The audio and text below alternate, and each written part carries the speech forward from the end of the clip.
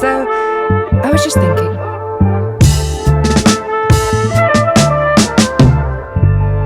Hey, and welcome to I Was Just Thinking, a podcast about creative confidence for all creatives, people who want to make things and not feel shit about it.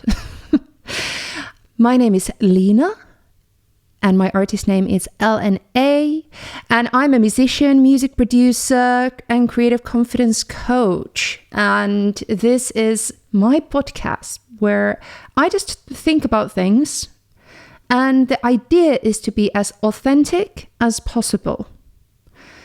And what does that mean? It means that I'm not editing these podcasts. I'm just talking and trying to translate what's in my little head and thoughts into the world, and especially talk about insecurities and insecurities that we face as a creatives. And we talk about those, and it's a conversation. I will be reading letters to you as well from different creatives, and you can take part by sending me a letter or a voice note in Instagram at Liina Thinks, Liina Thinks, Liina Thinks. So today's topic is authenticity and how authenticity affects creativity, what affects our authenticity. So, for example, this has been a very big topic for me, I think, in the past years. This whole podcast obviously is a big part of it. I think as much as I try to be as authentic and as honest as possible, there are still points where I feel like I am censoring myself as much as I don't want to censor myself. So, example, I have started this exact episode 3 or 4 times because there was renovations going on downstairs and they were banging a lot, and it was really frustrating me, and it made me really feel very upset. And part of me was thinking like, will I leave that to the podcast where I'm frustrated? I'm a little bit like, I just don't know if my brain is in a point. So then that means that I'm kind of going from topic to topic. I'm not staying in the topic. I'm just kind of like, my brain is all over. And I decided that I'm just going to have a moment, collect myself, have a cup of tea, and start again. And part of me is thinking like, I should have just let it to be, like let myself be frustrated. But there was almost like fears about it, is that what if nobody wants to see someone being super frustrated? But actually it can be quite entertaining if I would be here just raging about like the sounds outside. So it is what it is, and it becomes what it is if you just embrace it. But at that moment, for me, it was really hard to embrace it because I think there was a lot of fears about how it's translating in this context. And this is going to take us into the whole topic, is like, why do we filter ourselves? Why do we filter our art? And how could we be more authentic? And do we need to be? That's the big question. It's like, I feel in different arts industry, especially in music, authenticity is a big question, because like there's a lot of artists, especially in pop music, that is not necessarily built on authenticity, but a brand. And brand is aspects of your personality that are being highlighted by designers or people who know commercialism. That's one way to go about it. They come from somewhere authentic place, but is it truly who you are? Because also as humans, we are a lot more complex than a map of colors that can be put into a brand. We are very multifaceted. Multifaceted. No, that's not correct, but you know what I mean. We change all the time. We are different people almost every single day. And I actually just this morning, I saw a clip from Aurora, the singer. I don't know if that's the correct name for her. But she was saying that like people ask her in interviews, like, who are you? Like, who are you as an artist, as a person? And she said, I don't know. is it my business to know? Like, I can just become the person who I want to be and I'm just going with the flow. Every day I can invent myself. And I love that thought because I feel like a lot in this world, we are supposed to put ourselves in a box so that people can digest us better. But she was basically saying that I can just live my life and be who I am, and people will automatically put me in a box anyway. And I think that is a beautiful message of authenticity, is that yes, people will put you in a box, and that's what naturally people do to try to describe a musical style, a genre, or what kind of artist does what. But maybe I'm not someone who would say there's a right or wrong on that though. Because personally, I have found beneficial aspects of branding and being quite like commercializing some parts of myself, the way that I described pop before. So example, as a person, I'm Liina Turtonen. I'm very complex. So I do a million things because I'm a musician, I'm an author, I'm a sound designer. I do nerdy techie things, but then same time I'm an absolute psychology like a hobbyist almost. Well, it's kind of getting my profession now that I love psychological concepts. I like reading about them. I like doing this and this and this. So as Liina Turtonen, I'm so many things. I'm very colorful and I change every day. So then I was thinking like, how can I ever make that an artist thing? Because it's too complex for people to digest. So I took a little part of myself and I called it LNA. And it's a box that I compartmentalized.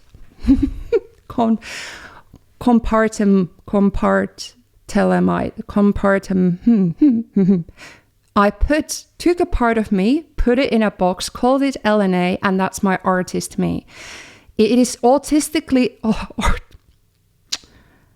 I'm neurodiverse, so I'm not saying autistically, artistically. Oh, dear me.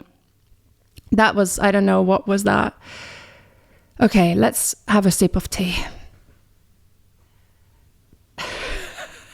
Now, suddenly I'm talking about autism and neurodiversity. That could be a whole completely a different, completely a different series.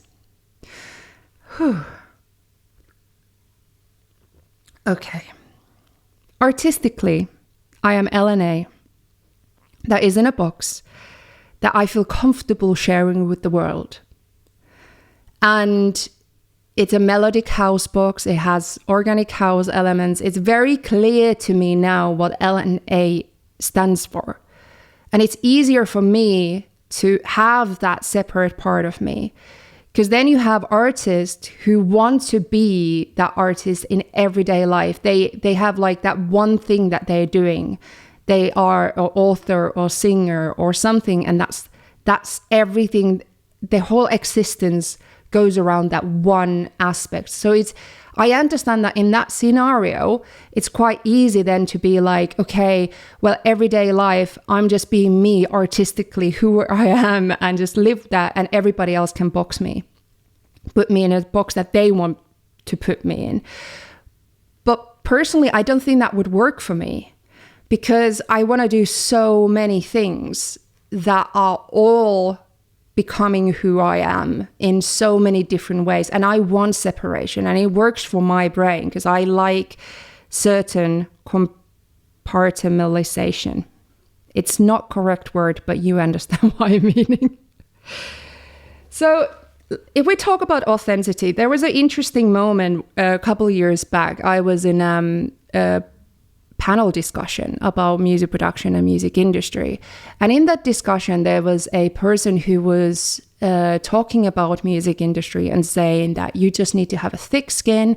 You need to just, take criticism, and you need to not to be that vulnerable, and you just have a thick skin. And I listened to that for a while, and I've heard that kind of arguments before, but I disagree with that. I understand for some people that works, if that's what they want to do, if that fits with their goals. But personally, if someone is treating me wrong or if I feel shit about someone talking me in a certain way, I don't want to work with them. I don't want to have people in my life that like made me feel bad. So whether that is example, let's say that there would be a big record label that would offer me a very good deal and a lot of fame and money and everything, but they would treat me badly. I prefer not to have that deal because, well, I don't want all those things.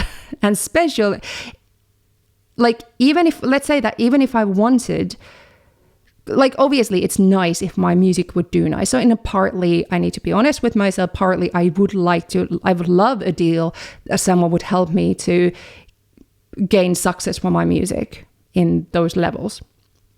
But if it's in a way that I just need to then deal and have a thicker skin because they talk to me badly or they make me feel shit about my artistry, I don't think that is worth it. So at that panel discussion, I was sitting there listening to this and I said, I disagree. I think it's okay to show your emotions. I think it's okay to have boundaries and say what is right, what fits you and what doesn't fit you. And it was quite interesting to have quite separate opinion in this thing quite openly. And throughout that argument, I open up more saying that some things make me feel shit. I sometimes feel like this industry is very cruel and it makes me feel this and this and this. And I open up about that. And I would argue that my emotions around how I feel are very relatable for many people. I just say them aloud, where many people might not say them aloud, because saying these things puts you in a vulnerable situation. And this is where we come into the whole point of this whole podcast episode, is that when you open up yourself into a vulnerable, and you tell about your feelings, you put yourself in a vulnerable position because they can see you inside. But the funny thing is, those emotions are personal just for you. So your insecurities, your traumas, all that is just personal for you. They can be relatable for many, many people, and many people can actually feel very similar things that you do. Absolutely. But when you open up about those things, they are just personal to you. And that thought really helped me realize is that as humans, we all feel these things. We absolutely do.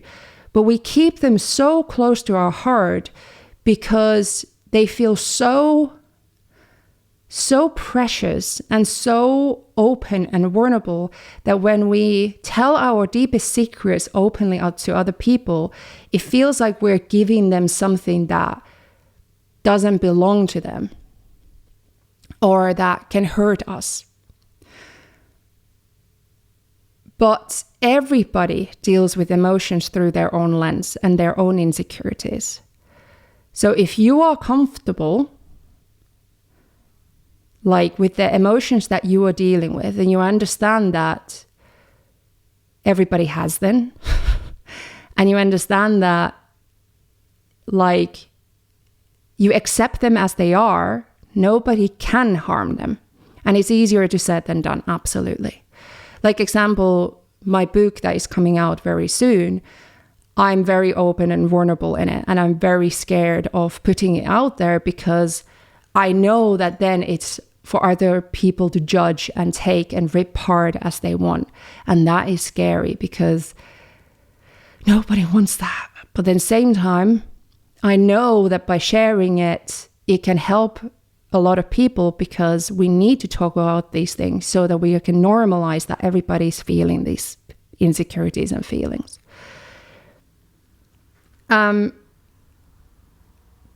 So one thing about sharing vulnerabilities and being vulnerable in front of other people is that what I experienced, for example, in that panel discussion, is that people's reaction to you opening up and sharing something quite emotionally loaded, they're quite interesting reactions.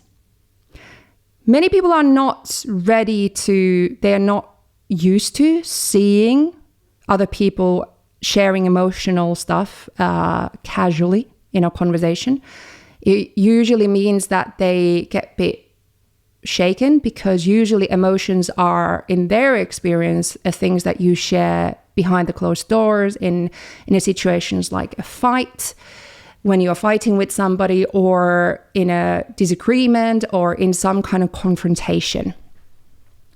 But then suddenly someone kind of going like, oh yeah, by the way, I feel very insecure, like I want some validation for my tracks, and it makes me feel really bad when I put a song out and nobody's listening to it, and that makes me feel really depressed or very sad, and it makes me feel like I'm not good at anything.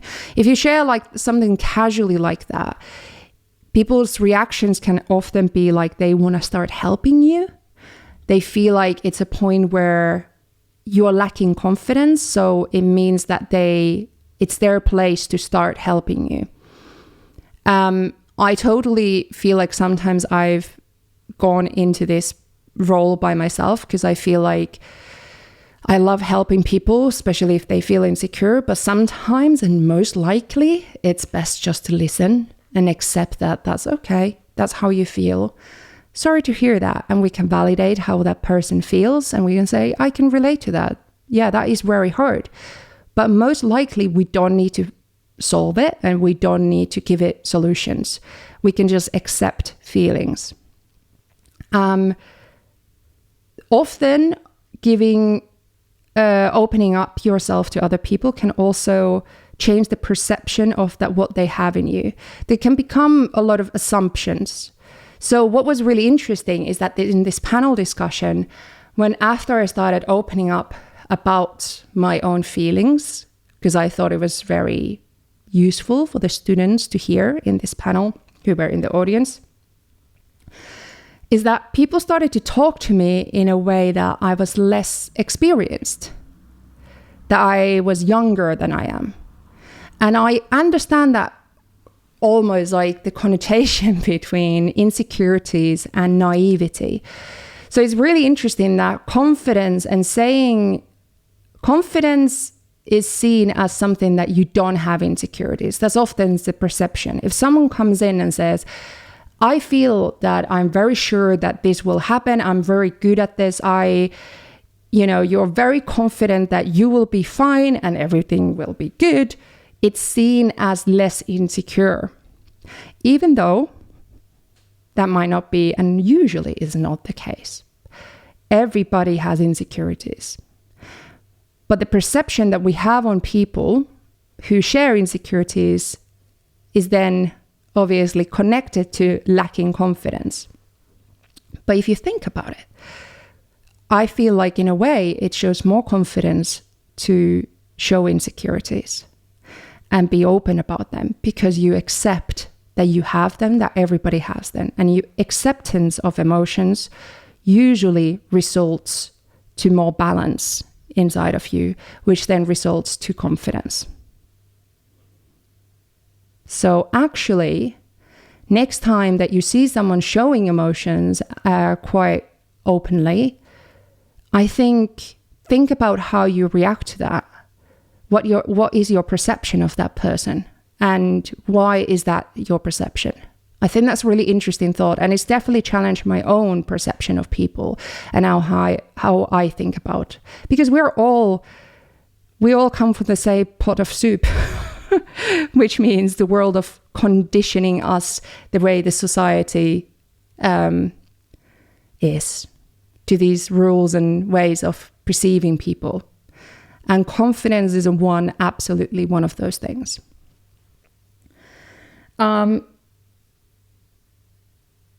Yeah, I think it's time for a little letter. I'm going to try to keep this in half an hour today. And by the way, I'm trying to make that this season, the first season of this podcast, would be 13 episodes. Oh, 12, 13. 13? I think 13. Here we go. This is anonymous letter that came along. Being open about my feelings, really open, feels like standing on a stage with no script, no instrument, just me, exposed. It's weird because now the best art comes from that raw place. No. It's weird because I know the best art comes from that raw place. But every time I put something out, whether it's a song, a piece of writing, or just an idea, there's that hesitation. Like I'm handing over a piece of myself and hoping no one crushes it. I think a lot of creatives feels like this. We want to connect, but that means letting people see parts of us we don't always understand ourselves. Oh, that's well said. And sometimes the scariest part isn't the critique. It's knowing our work is a reflection of us and we can't take it back. But that's the deal. If we want our art to mean something, we have to be willing to see it. What a great way to put that in. That is so well said. Honestly, like I love this last bit. Like we want to connect, but that means letting people see parts of us we don't always understand ourselves. And I think that's where we come to the main key point that we're talking. You know, the perception I talk about other people, that we have for other people. Usually that tells more, the perception of how we react to other people's feelings is actually more reflection of how we feel about our own feelings. So, example, if you struggle seeing other people showing their emotions, it's very possible that you struggle showing your own emotions, that you struggle maybe acknowledging them or accepting them or seeing them. And that can also be then leading to the fact that it's really hard for you to share your art with other people. Like, I used to do this whole singer-songwriter thing where I was on a stage, just me and my guitar, and singing songs that I've written, very personal songs. And it made me feel very uncomfortable. I didn't like it. And I think it was a big reflection of the fact that at that point, I was not ready to share those thoughts with people of all those stories. Even though they wouldn't know that they're personal to me, I knew that. And that's the interesting change on that, isn't it? That it's actually more about us and how we feel about our feelings than what other people think of us and our art. That got so deep, but I love it. So, example, nowadays I make house music that is more about uplifting. It's less personal stories and less deep stuff. And music is not my way of dealing with my traumas or my deep emotions. It will never be. I don't think so. And even in these podcasts and my book and stuff, there is a certain limitation on how much I want to tell about myself. But that's where boundaries come in. I don't need to share everything with everybody. And that's also quite beautiful, is to realize that I can only take parts of me that I am ready and I want to share, that I see a benefit of sharing. I found benefit of sharing these thoughts that I have in these podcasts, or the uplifting, empowering feelings that I have in my music that I make. But there's a lot of things that I don't want to share or I don't want to say in my art or in this podcast or my books. And that's okay as well. It doesn't mean almost anything. It just means I have boundaries of knowing and acknowledging what's good for me and what could be harmful for me, example. Because I know that if someone would come, like, let's say that I would say something that I'm not really dealt with, and I feel like it's really raw and really harmful, like really painful, and I make a song out of it, and then someone crushes that in a review, I wouldn't be ready for that, because emotionally I wouldn't be in a place where I could take that criticism, because it would be too personal for me. And I guess that kind of comes back to what I was saying, that earlier that the feelings are just personal to me. But that's the point. Our art, the stuff that we decide to really put into the world, that is personal to me. Nobody knows whether that song is, made by somebody else or me. But it's my job to recognize for myself whether I am finding it necessary, or ready to share those feelings with somebody else in whatever format it is as an art. Oh, I love that letter. And sometimes the scariest part isn't the critique, it's knowing our work is a reflection of us and we can't take it back. Oh. I think this is a really good place to stop. I don't know how you feel about half an hour podcast, but I think that's where we're going with this. Because also my camera only records for half an hour. So if I go to 40 minutes like I've done before, I need to stop it and put it on again. So remember, you can watch these as a video. You can actually see me here on a sofa with a cup of tea on my YouTube channel. I was just thinking. And you can come and say hi there. Hi. And yeah, come and write me letters. I want to hear your perspectives on these topics at Instagram, Liina Thinks, Liina Thinks. I have 2 I's in my name because I'm Finnish. Have a lovely creative time. Think about what authenticity means to you. And even if you want to be authentic just by yourself, that's okay. If you want to be authentic with the world, that's okay. If you don't want to be authentic with the world, that's okay. It's okay. Whatever you want to do, just do it for yourself and see what you're ready for and what you want for the world and to the outside world. Okay. Bye. See you in the next episode.